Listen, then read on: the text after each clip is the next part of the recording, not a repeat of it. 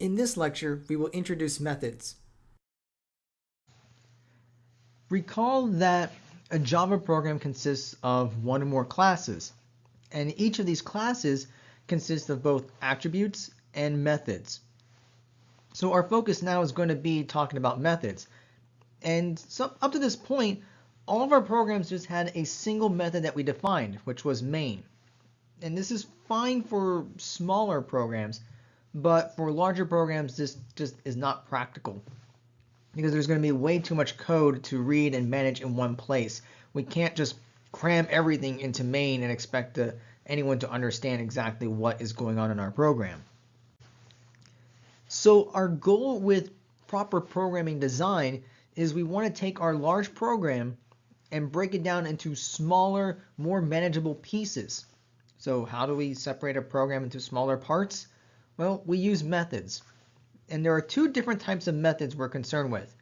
We have predefined methods, which are methods that Java provides, and we have user-defined methods.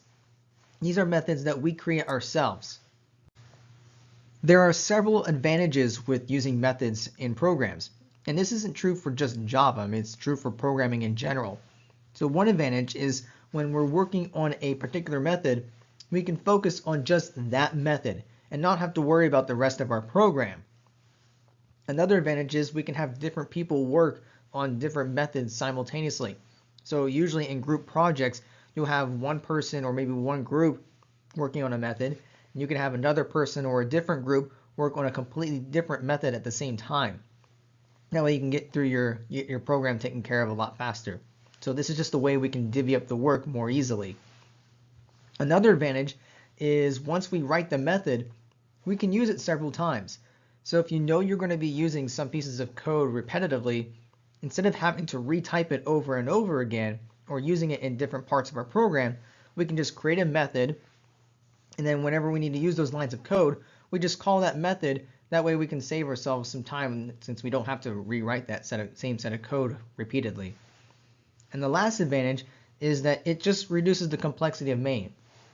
In fact, the main idea with setting up your program is your main method is going to have just all these different method calls that will correspond to all the methods.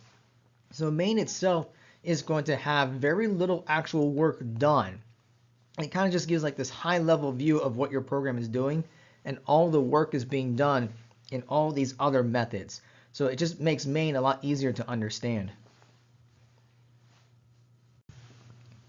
Now, some books and some classes will call methods modules, and it pretty much is the same thing. I mean, we can just think of a method as this miniature program where it has its own input and produces its own output.